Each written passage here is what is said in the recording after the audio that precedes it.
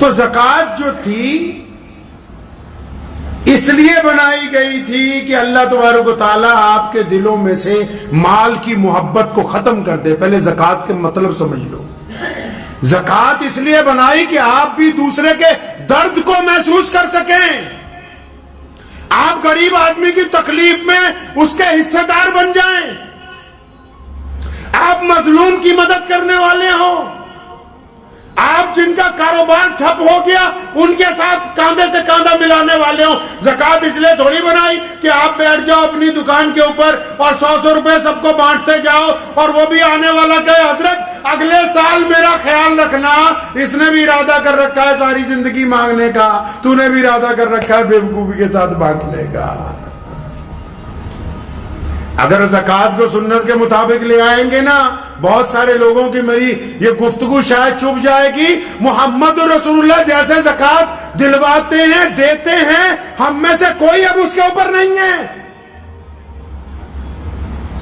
پورے قرآن حدیث میں کہاں لکھا ہے کہ ایسے زکوٰۃ بانٹو جس طرح تم بانٹ رہے ہو, جیسے آپ زکوٰۃ بانٹ رہے ہو. پچھلے 75 سالوں میں کوئی غریب ختم نہیں ہوا جیسے آپ زکوٰۃ بانٹ رہے ہو, کوئی عمارت مکمل نہیں ہوئی جیسے تم زکوٰۃ بانٹ رہے ہو, کسی کے گھر کے اندر خوشحالی نہیں آئی, کیونکہ زکوٰۃ دے تو رہے ہو محمد رسول اللہ کے مطابق نہیں دے رہے ہو.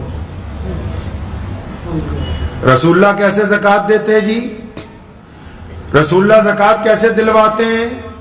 اس میں حیرت کی بات اور بتا دوں آپ کو, بڑی حیرت. اسلام کا پلر ہے زکوٰۃ, لیکن پیارے پیغمبر محمد رسول اللہ نے کبھی زکوٰۃ دی نہیں, کیونکہ ان کو دولت سے محبت تھی نہیں. جتنا آیا سورج غروب ہونے سے پہلے لٹا دیا اللہ کے راستے کے اندر.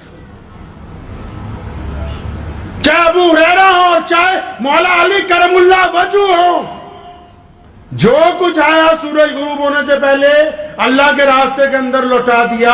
حضرت علی کو کسی نے پوچھا کہ مولا کیوں نہیں پیسے جمع کر کے رکھتے؟ فرمایا ٹھیک ہے, جائز تو ہے, اگر جمع کریں گے تو پھر حساب دینا پڑے گا. زکوٰۃ کیوں بنائی؟ اب سمجھو. زکوٰۃ اس لیے بنائی تھی کہ دولت مند آدمی کے دل میں مال کی محبت کم ہو جائے, کیونکہ مال فتنہ ہے. مال ہمیں کہتا ہے عیاشی کرو, مال ہمیں کہتا ہے کہ فالتو پیسے گھر پہ خرچ کرو, مال ہمیں کہتا ہے کہ دوسروں کے اوپر لٹاؤ, مال ہمیں کہتا ہے غیر ضروری دعوتیں کرو, مال ہمیں کہتا ہے کہ زنا کی طرف جاؤ, مال ہمیں کہتا ہے بدکاری کی طرف جاؤ. مال میں سے جب غریب کا حصہ نکالیں گے تب ہمیں کچھ عقل آئے گی کہ ہاں یہ صرف ہمارے لیے نہیں ہے, ہمارے رب نے اس لیے دیا ہے کہ ہم اس سے غریبوں کی مدد کر سکیں. مال پاک ہو جائے گا, یعنی دماغ میں سے گندگی نکل جائے گی. اس لیے فرض کی گئی, نماز کی طرح فرض کی گئی. بدبخت ہیں وہ لوگ جو صاحب زکوٰۃ ہونے کے باوجود اپنا حساب لگا کے زکوٰۃ نہیں دیتے. یاد رکھو, جو زکوٰۃ کو خود ہی کھا رہا ہے اس کی نسلوں کے اندر دین باقی رہنے کے امکانات کم ہو جاتے ہیں. کیوں؟ کیونکہ زکوٰۃ نہ دینے کی وجہ سے, بدبختی کی وجہ سے گھر کے اندر غربت آ جاتی ہے, جہالت آ جاتی ہے, وہم پیدا ہو جاتا ہے.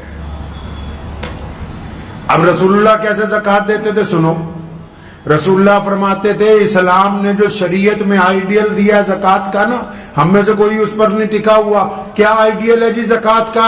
محمد رسول اللہ نے سیدنا ابو بکر کی ڈیوٹی لگا رکھی ہے, سیدنا بلال رضی اللہ عنہ کی ڈیوٹی لگا رکھی ہے, ابو ہریرہ کی ڈیوٹی. کیا ڈیوٹی ہے جی؟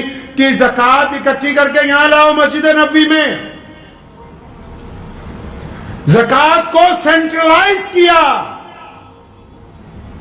اکٹھا کیا. زکوٰۃ کون کہتا ہے زکوٰۃ صرف پڑھانے کے لیے دینی چاہیے؟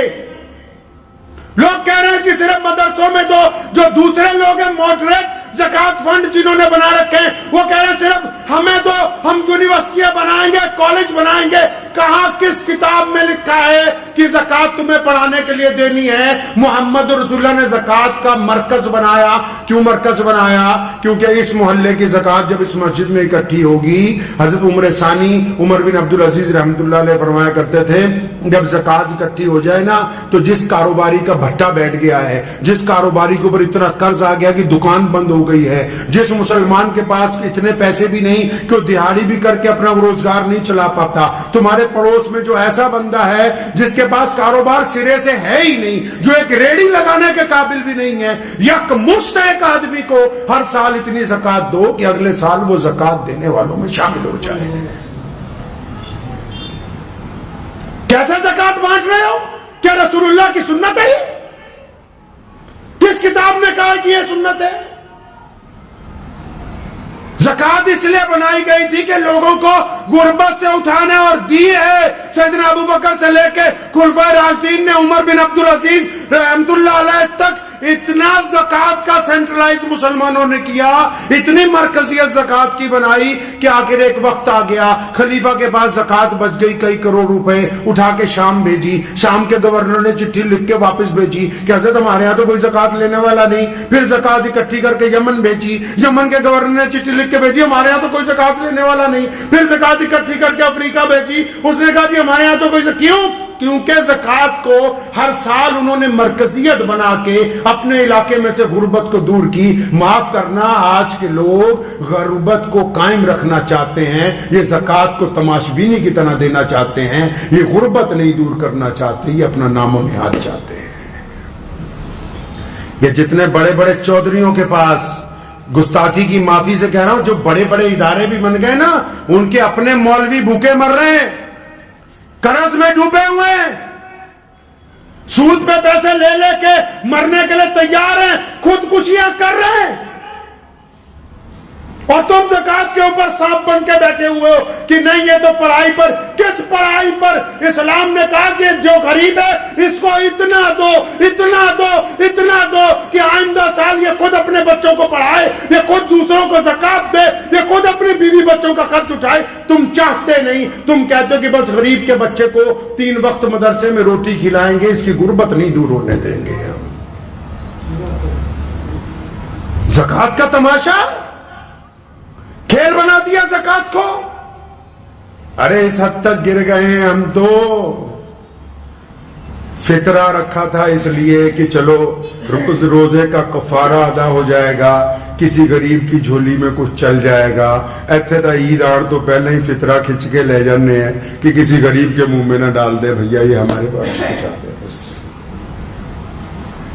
آپ یہ دیکھیں کہ جس دین کا پوری دنیا میں چرچا ہے, جس دین کا نظام کائنات میں سب سے اعلیٰ ہے, جس دین کے خلاف دشمن اس لیے سازشیں کرتا ہے, روکنا کیسے؟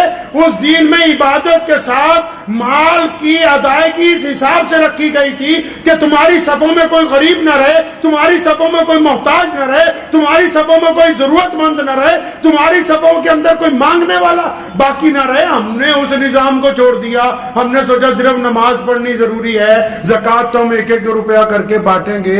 تمہارا سکا بھائی غریب ہے, سکی بہن غریب ہے, تمہارا چچا غریب ہے, تمہارا تایا غریب ہے, تمہارا ماموں غریب ہے, تو اسے زکات دینے کے لیے تیار نہیں ہے کہ 1 سال کی اکٹھی زکات 2-4 لاکھ اس کو دے دوں, یہ سنبھل جائے. نہیں, تو کہہ رہا ہے جی میں 2-2 ہزار کر کے بانٹوں گا. اللہ اکبر. یہ زکات کا نظام اسلام کے اندر تمہیں سمجھایا کس نے؟ اور زکات تو یہ صرف وہ فرض ہے جو مالداروں پہ دینی. اس کے بعد بھی قرآن نے کہا کہ جو دینا اللہ کے راستے میں اور دو, رکو نہیں, اللہ سے کاروبار کرو, رکو نہیں اللہ کے راستے کے اندر مال خرچ کرنے سے. ہم نے زکات کے ساتھ کیا کر دیا؟ ہم نے کیا کر دیا زکات کے ساتھ؟ بہت سارے تو ایسے ہو گئے کہ جی زکات دینے کی ضرورت ہی نہیں ہے.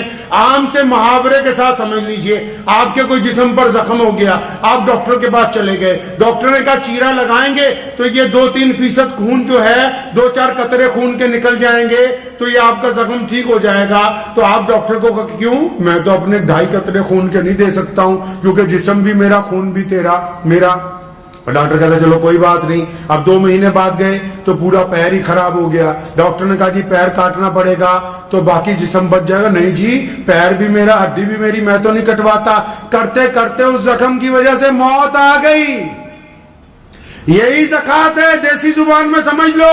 اللہ نے کہا مال کو پاک کر لو, دوسروں کی ضرورت کو سمجھ لو. ہم نے کہا 2.5% نہیں دینی, مت دو.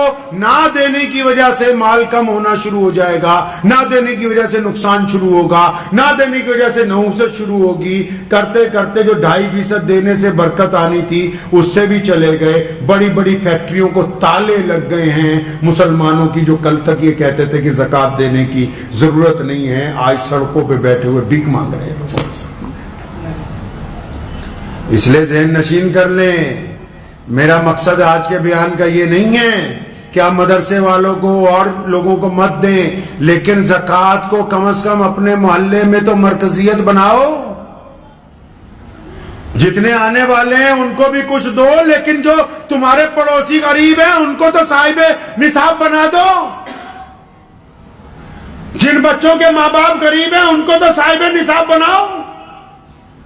جن کے گھروں کے اندر ضرورت ہے ان تک تو مال پہنچاؤ. جو زکوٰۃ کے مقصد تھا کہ ہم نے معاشرے میں سے, سسٹم میں سے, سماج میں سے غربت کو دور کرنا ہے, آپ نے زکوٰۃ کے اس نظام کو چھوڑ دیا, آپ دوسری طرف چلے گئے. آپ زکوٰۃ کو 1-1 روپیہ کر کے بانٹنے لگے. یہ زکوٰۃ کی ادائیگی نہیں ہے. اور بھی سن لو, بیپاریوں کو بھی سنا دوں درمیان میں. کئی ایسے ہیں اڑ جاتے ہیں, نہیں جی میں تو زکوٰۃ میں کپڑا دوں گا, نہیں جی میں تو زکوٰۃ میں چاول دوں گا. ایک بات بتاؤ, کسی کے گھر میں ماں بیمار ہو اور تم کہو جی میں تو زکوٰۃ میں بکرا دوں گا, اس بکرے کو تو ذبح کرانے کے پیسے نہیں ہیں اس کے پاس. آپ کہو جی زکوٰۃ میں تو میں کپڑے دوں گا, اس کے بچوں کی فیس چاہیے, وہ تو کپڑا اس مال میں بیچ نہیں سکتا. اللہ نیتوں کو جانتا ہے. اپنے کنڈم مال کے ذریعے زکوٰۃ دینا چاہتے ہو, اپنے بیکار مال کے ذریعے زکوٰۃ دینا چاہتے ہو, اپنے اس مال کے ذریعے جو تم یہ سمجھتے ہو کہ بک نہیں سکتا, یہ تم سمجھتے ہو کہ تم نے زکوٰۃ دے دی, تم دنیا والوں کو دھوکہ دے سکتے ہو, اللہ کو دھوکہ نہیں دے سکتے. اللہ کو نہیں دھوکہ دے سکتے. اسلام کے اس رکن کو سمجھیے کہ جس کو نماز کے ساتھ جوڑ کر بیان کیا گیا. یہ تو بڑا آفاقی نظام ہے, بڑا خوشی کا معاملہ ہے, استقامت کی بات ہے کہ ہم غربت دور کرنے کے لیے تیار ہیں. یہ ہم نے کیا کر دیا زکوٰۃ کے ساتھ, اور کنجوس بن گئے. بھلے شاہ نے کیا نا کہ مالا والے سخی نہیں ہوندے, مالا والے سخی نہیں ہوندے, سخیاں کول مال نہیں ہوندے. مالا والے سخی نہیں ہوندے, سخیاں کول مال نہیں ہوندے. ایتھے اوتھے دونوں جہاں سخی کدی کنگال نہیں ہوندے. کئی تو کنجوس بن کے بیٹھ گئے نا, کنجوس کے لیے بھی اللہ رب رسول نے لعنت بھیجی ہے.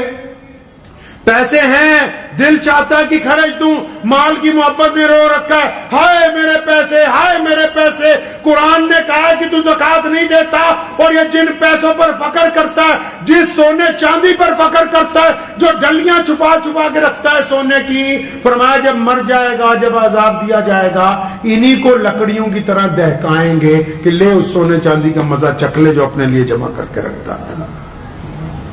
یار سسٹم سمجھ نہیں آتا. آپ کو بینک والا آ کے بولتا ہے کہ 1 لاکھ روپے سال دو, یہ اسکیم ہے, اتنے فائدہ ہوگا. تو یہ جو اسکیم اللہ تعالیٰ نے چلا رکھی ہے, آپ کو یہ زیادہ اچھی نہیں لگتی؟ 700 گنا فائدہ اللہ سے سودے بازی کا, اللہ سے معاملے کا 700 گنا فائدہ, کئی 70 گنا فائدہ, کئی لاکھ گنا فائدہ کہ بس اللہ کے راستے میں دینا ہے. اور فائدہ کب ہونے والا ہے جی؟ یہ بینک جو آپ کے مرتے ہی آپ کے نومینی کو پیسے دے گا. جس بینک میں آپ کا کھاتا ہے نا, جب آپ کا انتقال ہو جائے گا, نومینی مطلب جس کا نام آپ نے بھرا ہوا ہے, اس کو آپ کے حصے کے پیسے ملیں گے. لیکن وہ جو کھاتا اللہ کے پاس چل رہا ہے, جب آپ اللہ کے حضور پیش ہوں گے, آپ کے کھاتے کی نیکیاں آپ ہی کو ملنے والی ہیں, آپ کو ملنے والی ہیں آپ کے کھاتے کی نیکیاں. تو ذہن نشین کر لیں اس بات کو کہ زکوٰۃ کے نظام کو رب رسول کے حکم کے مطابق ادا کریں. یہ نہ ہو کہ اب جیسے ہم کسی کے پاس چلے جائیں اور پوچھنے لگیں, کوئی صاحب کسی کے پاس گئے اور وہ حضرت جی زکوٰۃ دینی تھی 2-4 لاکھ روپیہ, ایک آدھا گھنٹہ اس نے اپنی بات بتائی, اب وہ حضرت جی کہنے لگا جی یہیں دے جا ہمارے مدرسے میں. مجھے اچھی طرح یاد ہے والد محترم شیر اسلام مولانا حبیب الرحمن ثانی لدھیانوی رحمۃ اللہ علیہ کے پاس ہم نے تربیت کے وقت گزارے ہیں. ایک صاحب کا فون آیا تو انہوں نے کہا جی اتنے لاکھ روپے زکوٰۃ ہم دینا چاہتے ہیں آپ کے مدرسے میں. تو ابا جان رحمۃ اللہ علیہ اس سے پوچھنے لگے کہ بھائی کیا تیرے رشتہ داروں میں یار کوئی غریب ہی نہیں ہے؟ تمہارے پڑوس میں کوئی غریب ہی نہیں بچا؟ تو کہنے والا خاموش ہو گیا. تو کہنے لگا نہیں حضرت ہیں. تو فرمایا پہلے ان کی ضرورت کو, اسلام اس کا نام ہے کہ اس کو اس طرح قائم کرو جس طرح محمد الرسول اللہ نے کیا. اگر کوئی بندہ رب رسول کی بات کرتا ہوا بھی اپنے مفادات پہ آ جائے تو خدا کی قسم خدا کے نزدیک وہ بے ایمان ہے, ایماندار ہو نہیں سکتا ہے, وہ ایماندار نہیں ہو سکتا. اللہ تعالیٰ جیسے چاہتے ہیں کہ میرے بندوں کو میرے رسول کی بات جس طرح بتائی جائے, جو بات اللہ تبارک و تعالیٰ نے اپنے بندوں کو سمجھائی وہی بات زندگی کے معاملات میں ہونی چاہیے. آپ رمضان میں زکوٰۃ دے رہے ہیں, اچھی بات ہے. زکوٰۃ 365 دنوں کے بعد دی جاتی ہے, 1 سال کے بعد. ٹھیک ہے آپ نے نظام بنایا رمضان میں ہی دیں گے, لیکن زکوٰۃ دینے سے پہلے کبھی اپنی مسجدوں کے اندر بیٹھو, اپنے محلوں میں سر جوڑ کے ایک دوسرے کے ساتھ بیٹھو کہ پیارے پیغمبر نے زکوٰۃ کا مرکزیت کو قائم کیا اور پیارے پیغمبر نے زکوٰۃ کے پیسے پہلے قرض داروں پر خرچے ہیں. سن لو ماڈریٹ مسلمانوں اور بڑے بڑے تعلیمی ادارے چلانے والوں, کہ جن غریب بچوں کو پڑھانے کی بات کرتے ہو پہلے ان کے ماں باپ کی غربت ختم کرنے کی بات کرو. رسول اللہ صلی اللہ علیہ وسلم نے زکوٰۃ کے پیسے سب سے پہلے کن پر خرچے گئے جی؟ جو لوگ قرض دار ہو گئے, جن کا کاروبار بند ہو گیا, جن کو سٹینڈ کرنا ہے. اور پھر اس حساب سے اس زکوٰۃ کو بانٹا گیا کہ ایک وقت آیا کہ آج اس زمین کے اوپر جہاں سے اللہ نے زکوٰۃ کو فرض کیا مکہ مکرمہ میں, مدینہ المنورہ میں, آج عرب کی زمین پر اس کے ساتھ لگتے ملکوں پر کوئی زکوٰۃ لینے والا ہے نہیں ہے.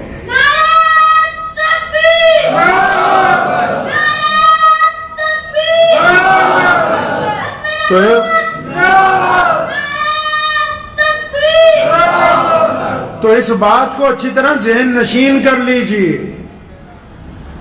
کہ ٹھیک ہے کہ پیسے بانٹ رہے ہیں. مثال کے طور پہ آپ کے محلے میں 50 لاکھ زکوٰۃ اکٹھی ہوتی ہے, 10 لاکھ روپیہ سفیروں کے لیے رکھ لیجئے کہ جو بھی جہاں سے آئے گا ہم اس کو خالی نہیں جانے دیں گے.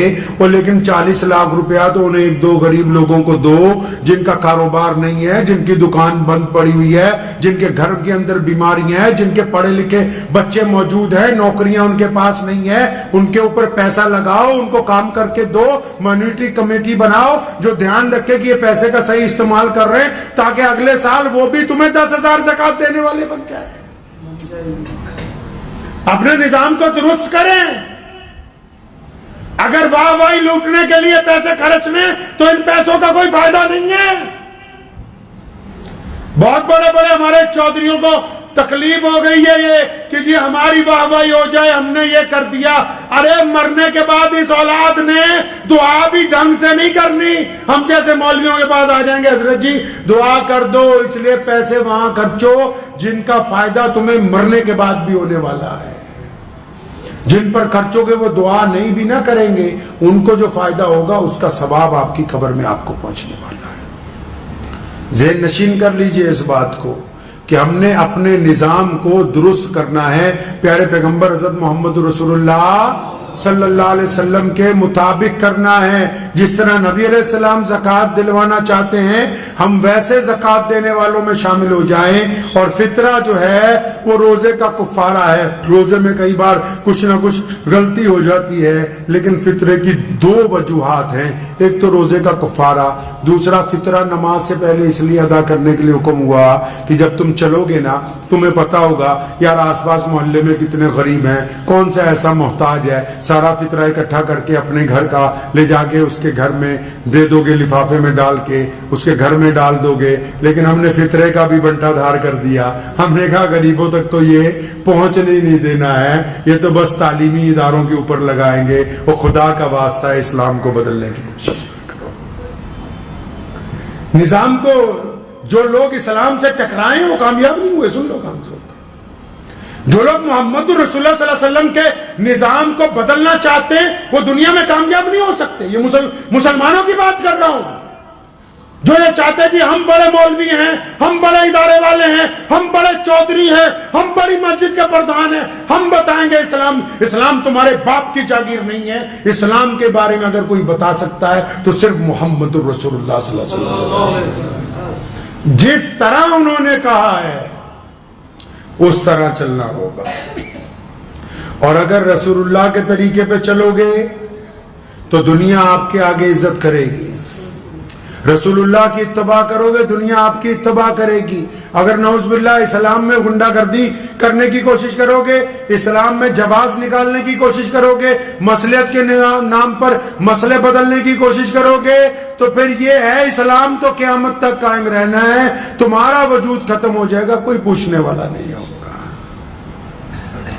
دعا کریں، وقت بھی ہو گیا. اللہ تبارک و تعالی مجھے بھی آپ سب کو بھی زکوٰۃ صحیح طریقے سے ادا کرنے کی سمجھ عطا فرمائے. اپنے اپنے علاقوں میں مستحق لوگوں کو کم از کم ان کے اس قابل بنانے کی اللہ تبارک و تعالی ہمیں توفیق عطا فرمائے. اور جتنے لوگ مدرسوں میں مال دیتے ہیں نا، اللہ نے تمہیں بہت دے رکھا ہے. مدرسے والے جب آئیں تو ان کو مطہر مال دیا کرو، مطہر مال دیا کرو، اپنا اچھا مال، بہترین، تاکہ قوم کے بچوں نے یہاں پڑھنا ہے. اور پھر جو زکوٰۃ لینے آ رہا ہے یا پھر زکوٰۃ اکٹھی کر رہا ہے یا کسی مدرسے کا سفیر ہے، جب رسید کٹوا لو تو اس کو بھی علیحدہ سے 500,000 روپے دو، کیونکہ اس کا تم پہ احسان ہے کہ وہ چندہ کرنے تمہارے دروازے تک آ گیا ہے. سارا نظام غیر مسلموں کی اگر آپ عبادت گاہوں میں دیکھو گے نا، میں حیران ہو جاتا ہوں کہ اسلام کے مطابق جیسے جیسے ہم چاہتے تھے کہ رسول اللہ ویسے ہمیں سمجھائیں، ہم نے تو چھوڑ دیا، پوری دنیا نے اس کو پکڑا ہوا ہے. جو صاحب جو نصاب کو لینے کے لیے آپ کے پاس آ رہا ہے، زکوٰۃ اکٹھی کرنے کے لیے آ رہا ہے، اب تم نے سوچا اچھا اگر آپ ایمانداری سے اس کا بھی خیال رکھتے تو وہ بھی تمہارا مال ایمانداری سے پہنچا دیتا. کیونکہ تم ایماندار نہیں ہو تو پھر ان میں سے بھی کئی لوگ ایماندار نہیں ہیں. خدا کے واسطے اسلام سے کھلواڑ نہ کیجئے. اتنی پریشانیاں سر پر کھڑی ہیں، اتنے مقابلے، اتنے چیلنجز ہیں. صرف کرنا کیا ہے؟ رسول اللہ کی اتباع کرنی ہے، رسول اللہ کے حکم کے مطابق توحید پر چلنا ہے، رسول اللہ کے کہنے کے مطابق نماز پڑھنی ہے، رسول اللہ کے کہنے کے مطابق زکوٰۃ دینی ہے، رسول اللہ کے کہنے کے مطابق روزہ رکھنا ہے، رسول اللہ کے کہنے کے متعلق حج کرنا ہے. صرف رسول اللہ کے کہنے پر چل جاتے تو عزتیں ہمارے قدموں میں ہوتی. ہم نے اپنے اپنے تھوڑے تھوڑے مفاد کے لیے نعوذ باللہ صلی اللہ علیہ وسلم کے احکامات کو چھوڑا. جب ان کو چھوڑا تو ہم کہیں کے نہیں رہے، دنیا نے ہمیں چھوڑ دیا ہے. دعا کریں اللہ تبارک و تعالیٰ اس پر عمل کی توفیق عطا فرمائے. وآخر دعوانا ان الحمد للہ رب العالمین.